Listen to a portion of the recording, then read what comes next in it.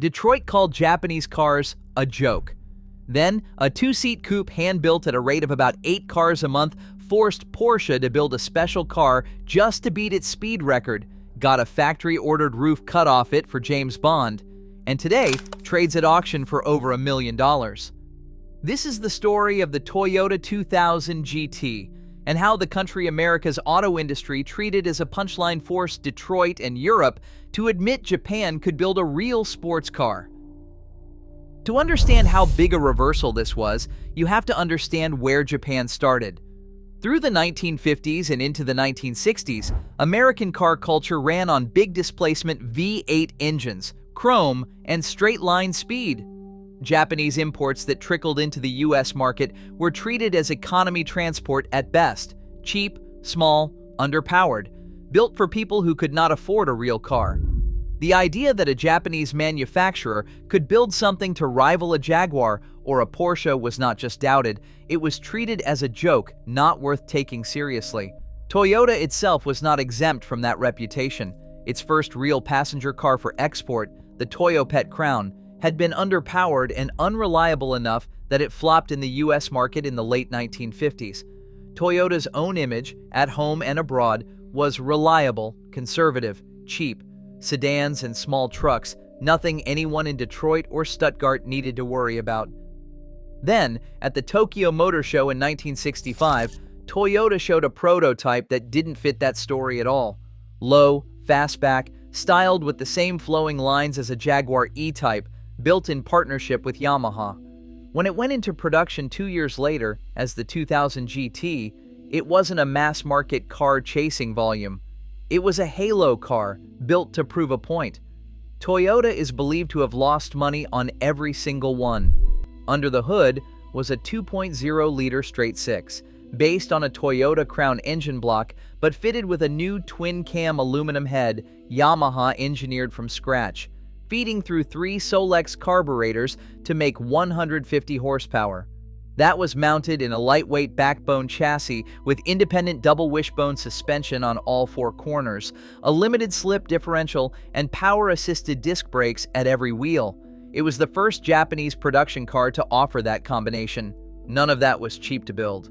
When Toyota brought the car to the United States, it listed for a little over $7,000. That was about $1,000 more than a Jaguar E-Type, and roughly $250 more than a Porsche 911.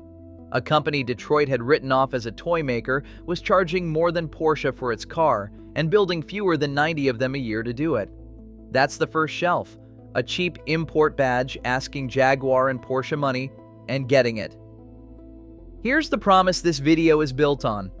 A few minutes from now, you're going to see exactly how the 2000 GT forced Porsche's hand on a racetrack, not in theory, in an actual documented event that changed what Porsche built next. And stick around for the legacy section at the end, because this one low-volume, money-losing halo car is the reason the Supra has a straight 6 under its hood, the reason the Celica existed at all, and part of the reason Lexus was even possible. A car that never sold more than a few hundred units ended up rewriting Toyota's entire identity. We'll get to all of that. First, the proof. In 1966, Toyota took a 2000 GT out to the Yatabe high-speed test track and ran it for 72 straight hours, chasing FIA world records for speed and endurance. When it was over, the car had set 13 separate FIA world records. 13, from a manufacturer nobody in international motorsport had taken seriously 12 months earlier. Porsche's response wasn't a press statement. It was an engineering program. The company built a special version of the 911, the 911R, specifically to go out and beat what the Toyota had just done. Read that again. A Japanese Econobox company forced Porsche to build a bespoke race car just to answer it. That's not a marketing claim. That's Porsche's own engineering budget responding to a Toyota. The track results kept stacking. The 2000 GT took its first competitive win at the inaugural Suzuka 1000 kilometers in 1966, then backed it up with wins at the 24 Hours of Fuji and the Fuji 1000 kilometers in 1967. In 1968, Carroll Shelby, fresh off winning Le Mans, put together a 3-car SCCA team running 2,000 GTs in American production car racing. And when independent testers got their hands on the car with no brand loyalty either way, the verdict matched the lap times. Road and Track's own review called the 2000 GT one of the most exciting and enjoyable cars they had driven, and compared it directly and favorably to the Porsche 911. Not good for a Japanese car. Good, full stop, next to the benchmark European sports car of the era. That's the second shelf, and it's the strongest one. Proof, delivered on a stopwatch, that the joke was not landing anymore.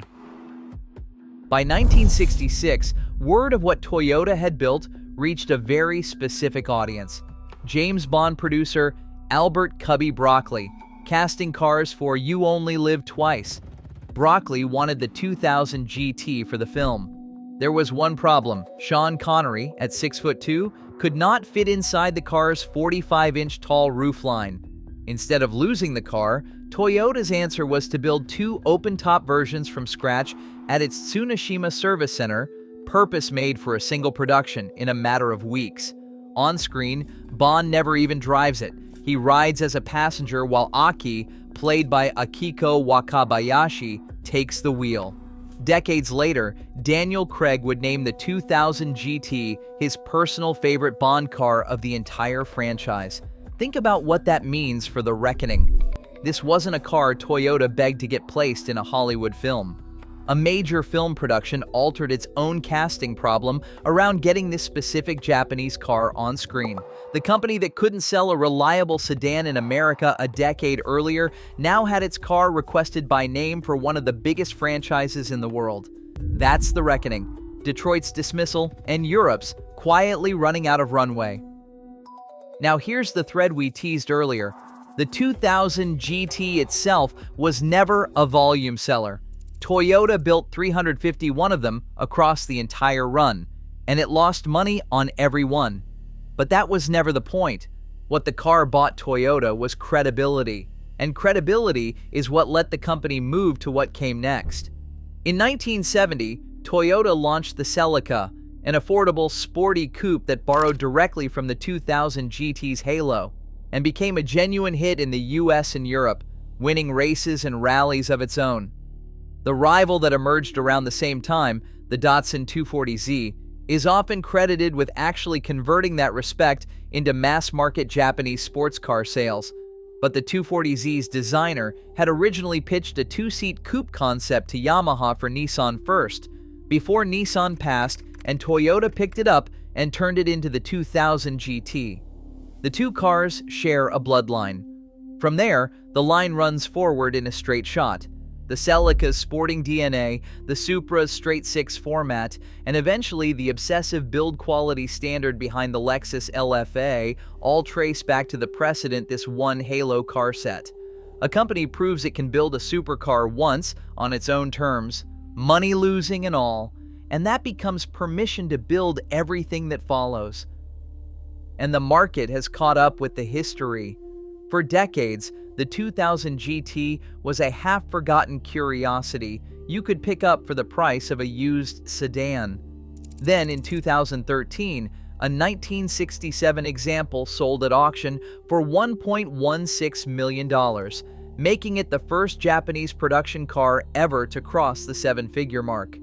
Today, clean examples regularly trade between $1 million and $1.2 million, more with celebrity or motorsport history attached. A car Detroit would have laughed at the idea of even competing with is now worth more than most of the European rivals it beat on a stopwatch in 1967. That's the arc. Detroit and Europe treated Japan as a punchline. One hand-built, money-losing coupe answered with a Porsche record-breaking test run, a road and track review that put it level with a 911, and a seat in a James Bond film. And it didn't just win the argument once, it built the foundation Toyota's entire performance lineage still stands on today.